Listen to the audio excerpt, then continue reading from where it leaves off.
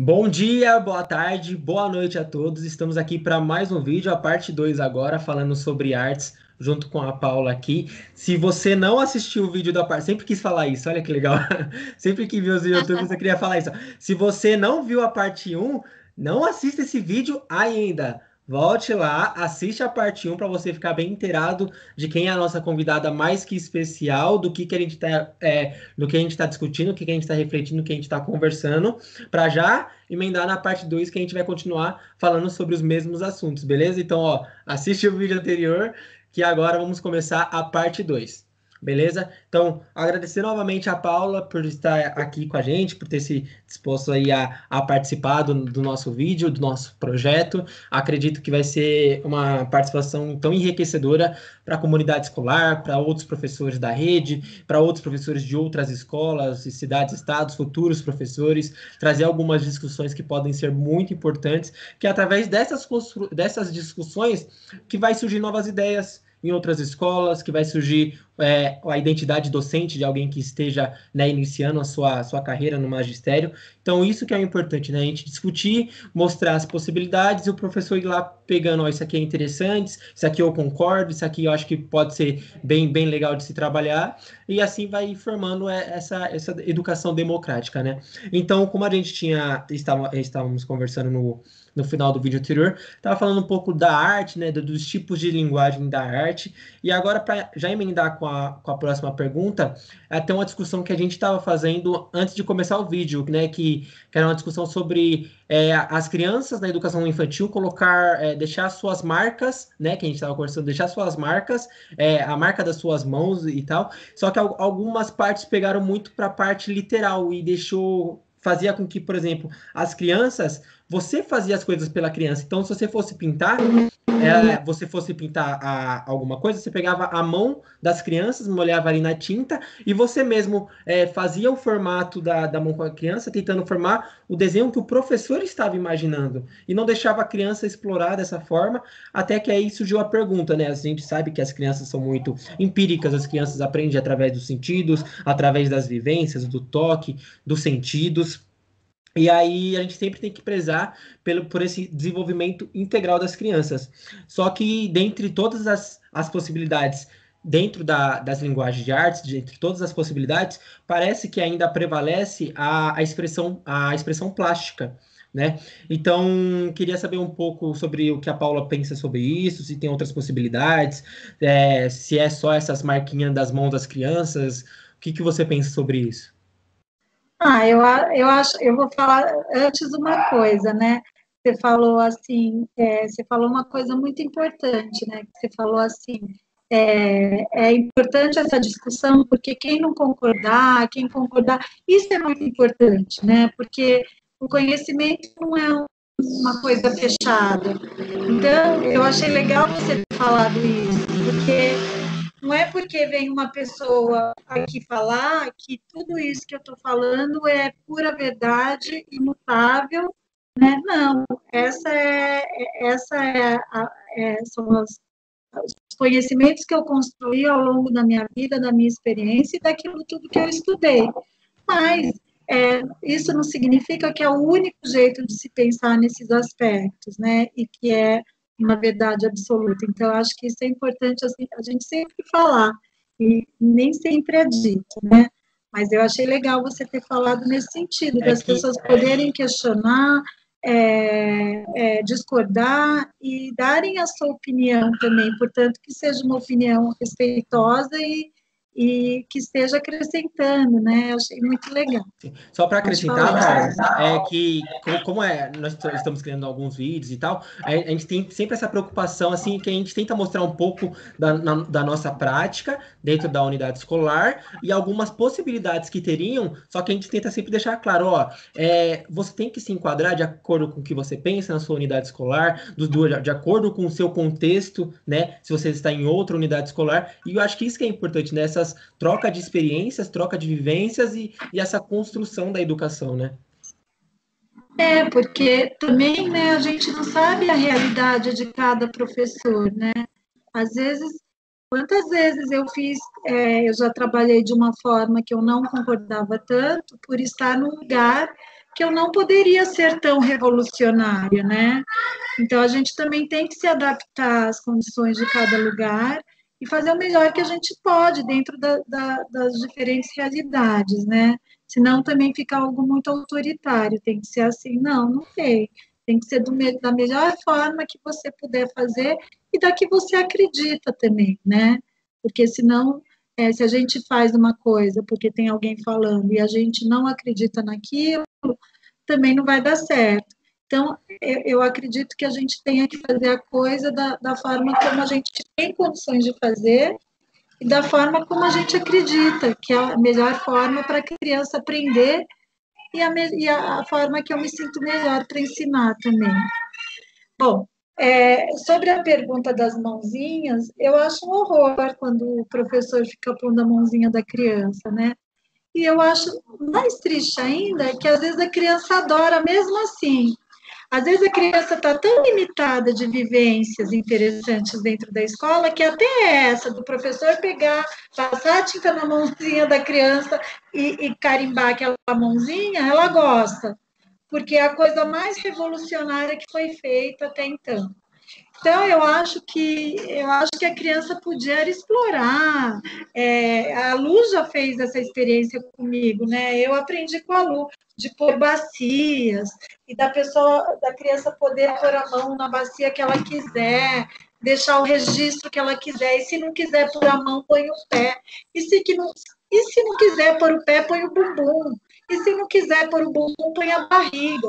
Então, assim, né? Puxa vida, por que não? É uma criança que está descobrindo o mundo pelo corpo, né? Pelos movimentos. Como assim ela não pode se sujar? Como assim ela não pode explorar esses materiais e brincar com tudo isso, né? Vai fazer sujeira, vai sujar o chão, vai, põe o plástico, né?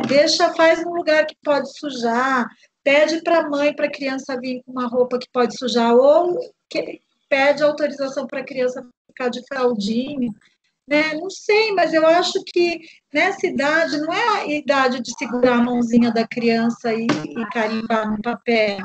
É muito limitado. E mesmo assim, as crianças às vezes ficam super felizes com isso. Olha que triste, né? Se uma criança fica super feliz com isso, é porque é o máximo da experiência de descoberta dele na escola.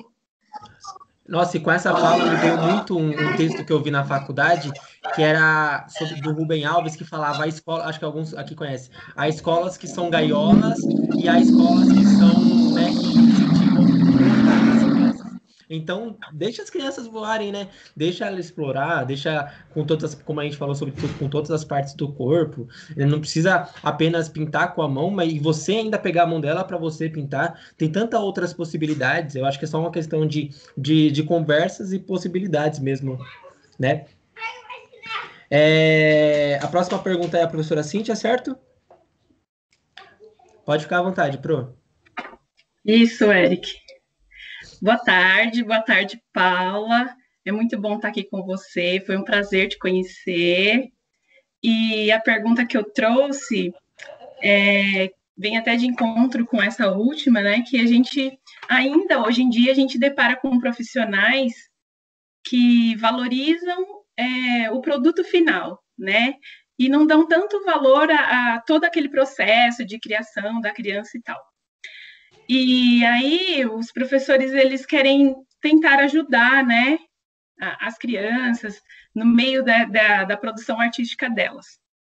E aí eu gostaria de saber até que ponto o professor ele pode interferir, né, nas produções das crianças. Olha, essa é uma questão bastante delicada, né? Muito delicada, porque eu podia falar assim para você: o professor nunca deve mexer na produção da criança. E daí eu estou sendo muito taxativa e talvez eu esteja sendo muito dura e talvez eu esteja sendo errada. Porque, às vezes, o professor sentar lá com a criança e produzir junto com ela, mas não no sentido do professor ser um modelo, mas do professor estar lá junto com ela, vivenciando aquilo junto com ela. né? Talvez isso seja muito gostoso, mas é diferente do professor estar corrigindo para que fique bonito. Não, o professor está vivendo aquilo com a criança. Sentou no chão, tirou o sapato, sujou a mão, pôs a mão dele junto com a criança, sujou o rosto junto com a criança, está lá desenhando junto com a criança sem uma preocupação do resultado ser realista ou não. Então, ele está vivenciando aquilo, né? É diferente dele ir lá e fazer aquela famosa mão de gato, que é aquilo que quando o professor vai lá e corrige, faz do jeito que tem que ser para a criança fazer igual, copiar ele, né? Não é, daí não seria nem um modelo, seria uma cópia. São coisas diferentes, né? Um modelo, se o professor senta no chão, se suja, se descabela, não sei o quê, é um modelo. Agora, se o professor vai lá e fala tem que ser assim, não sei o quê, não é um modelo, é uma imposição, né? Eu acho que são coisas diferentes. E eu acho que não tem nada demais também o professor sentar junto com a criança e vivenciar aquilo com a criança. Eu acho até bastante importante. E Outro vezes... dia eu fiz um curso de neurolinguagem que a professora estava falando dos neurônios espelhos, né? Que é a forma mais eficiente de aprendizagem pela... Só um minutinho, só um minuto.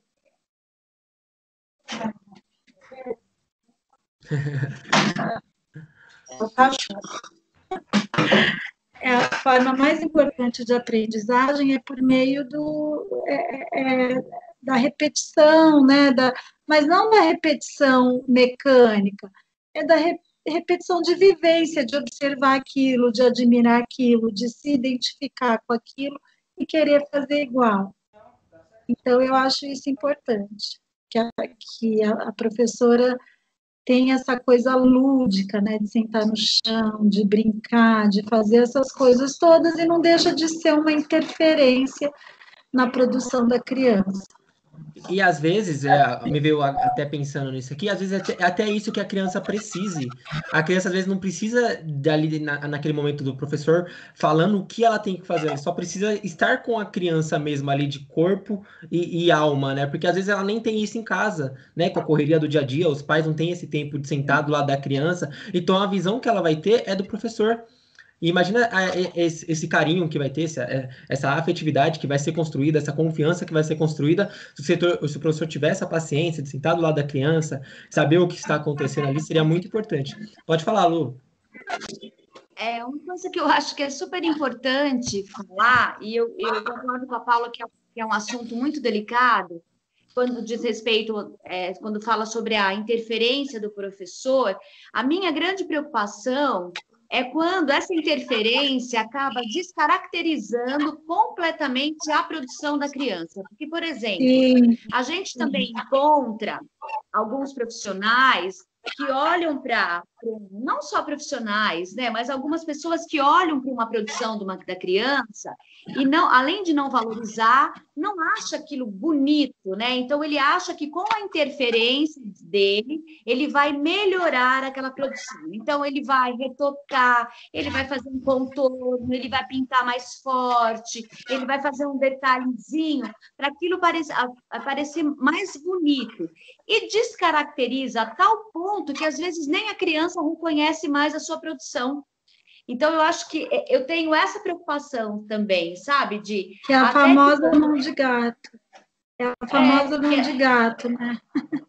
Então, que eu acho que esse cuidado a gente tem que ter para interferir, mas até a página 2, não passar desse limite, entendeu? Para que depois a criança não se veja mais naquela produção. Lu, você tem toda a razão. Isso é uma coisa recorrente, né? Você vê isso em todo lugar. E não só isso, como às vezes o professor escrever no desenho da criança, dá visto, escrever o que a criança falou, o que significa, né? Então, ela fez numa garatuja, o professor vai lá e escreve que é uma montanha, porque ela falou que é uma montanha. Lembrando que esses significados no desenho da criança são tão transitórios, né? É uma montanha naquele momento, no momento seguinte pode ser outra coisa, e porque é um fazer vivenciando, pensando, né, e transformando. Mas a Lu tem toda a razão, né? Essa necessidade do bonitinho, que às vezes nem é bonitinho coisa nenhuma, né? É uma coisa muito presente nas escolas, né? Às vezes, uma coisa que eu faço muito com as crianças é começar o desenho rabiscando, e elas têm que continuar o desenho, partindo de um rabisco, né? Então, isso também é muito legal. Ou você tá lá, uma brincadeira que eu faço muito aqui com os meus filhos, com o Gustavo, que é pequeno, ele risca, depois eu risco, daí ele risca, depois eu risco. E é uma produção de nós dois juntos, né? Daí sai um desenho que nós fizemos juntos, mas eu procuro respeitar sempre o risco dele, né? Não impor o meu como mais verdadeiro lá no desenho, né? O que o dele seja o mais importante lá. Mas a Lu tem toda a razão, os professores têm esse medo, e principalmente quando tem que fazer exposição, né? Daí, às vezes, a escola exige, tem que ser bonito, porque os pais vão ver, não sei o quê, não sei o quê. E daí não tem nada a ver, porque vão ver o que é o trabalho do professor, e daí, né? O professor já passou por tudo isso. Exatamente. Isso mesmo. Professor André, pode ficar à vontade. Estava acompanhando a discussão de vocês e a gente entrar em tantas discussões, né? O que é bom, porque a gente vai passar a noite gravando esse vídeo aqui, porque a gente vai querer... Então, o que eu queria colocar aqui é um outro debate, né? Que é disso que vocês estavam falando, que é uma discussão que a gente faz, inclusive, quando uma brincadeira, né? Até que ponto o professor pode participar da brincadeira ou vai intervir na brincadeira e da criança, né? Quando a criança quer a participação, né, a presença do professor na brincadeira, ou quando ela quer brincar sozinha. E talvez seja interessante e venha de encontro com o que vocês estavam falando aí, com relação à criação da criança, a arte em si. Né? Então, de repente, dá para a gente começar a menos intervenção, é claro que depende do que o professor tem, né? Em menos intervenção e mais participação do professor na produção da criança, né? Porque daí aí entra tudo nesse contexto aí, do professor também sentar no chão e fazer a produção com a criança, e também se sujar de tinta, e também usar a terra, a areia, seja lá o que for que estiver sendo utilizado no momento, né? Dependendo da exploração, dependendo da experiência. Então, é aquela coisa de participação ou intervenção, né, na produção da criança. Mas isso é só o que eu queria colocar aqui dessa discussão que vocês estavam tendo, né?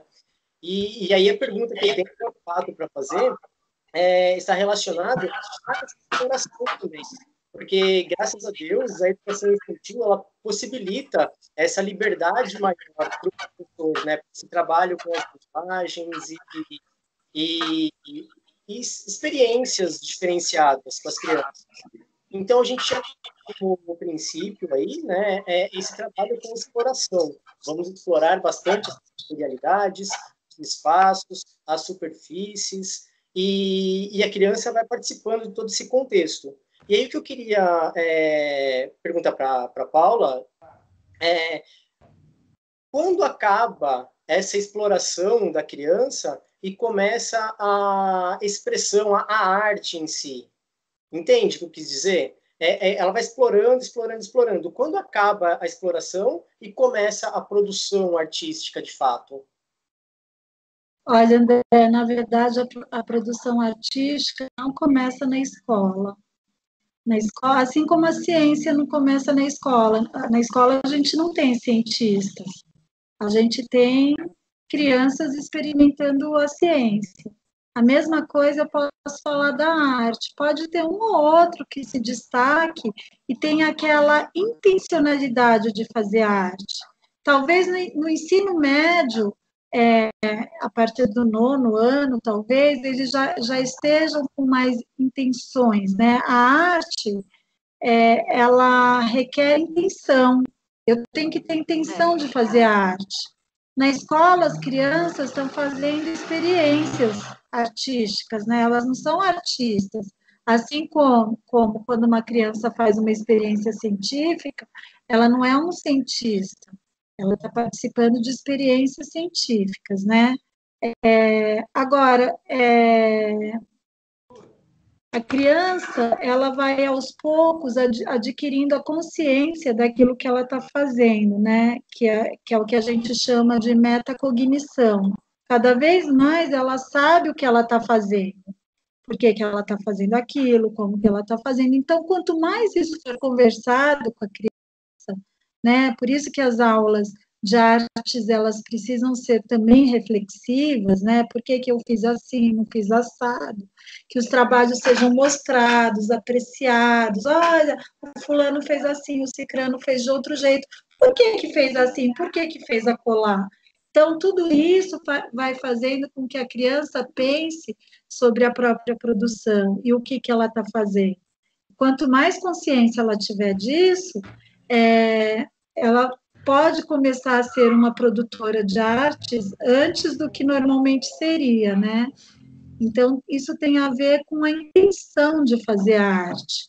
E essa intenção de fazer arte, ela requer uma maturidade, ela requer conhecimento, ela requer uma postura, coisas que as crianças não têm ainda na escola, né? Então, elas geralmente na escola não estão fazendo arte, elas estão experiências artísticas. Mas você está falando quando ela deixa de fazer um rabisco, uma coisa, e vai fazendo uma coisa. Acho que foi isso que talvez você queira ter me perguntado. Comece a fazer uma coisa mais consciente, né? Que ela tenha mais consciência daquilo que ela faz. Eu acho que isso começa mesmo no ensino fundamental 1. E no 2º ano, nem no primeiro, no 2º, 3º ano, ela começa a refletir de uma forma menos corporal e mais mental, né? Não deixa de ser corporal, nenhuma das duas deixa de ser mental ou corporal, mas no ensino fundamental, passa a ser ela não está mais tanto no desenvolvimento sensório-motor, e ela está nas questões da linguagem, nas questões comunicativas, de uma forma mais direta, né? Eu não sei se eu respondi o que você perguntou, André. Não, perfeitamente. Não só respondeu, como deixou bem claro aqui para a gente o quanto é importante trabalhar as artes, então, desde a educação infantil. Né? Porque se a gente quer lá na frente ser cientista, se a gente quer lá na frente ser artista, é agora que a gente tem que propor, né, esse tipo de exploração mesmo, de vivência para a criança, né, para que ela tenha o máximo possível para ir se reconhecendo e despertando o que ela quer para a vida dela depois, né? Sim, ela precisa adquirir a experiência, né, desde pequenininha, porque ela vai, por exemplo, né, tem uma curiosidade do desenho da criança que diz muito sobre isso, que é quase metafórico. A criança, ela aprende a falar eu, né? Antes ela começa a falar e ela começa a falar assim: o Gustavo quer comer, né? Ele não fala eu quero comer, porque ele ainda não tem a percepção dele como um ser separado do mundo, né? Então ele fala o Gustavo quer comer, como se fizesse parte do todo. Quando ele começa a falar eu, é um processo de percepção de si, né?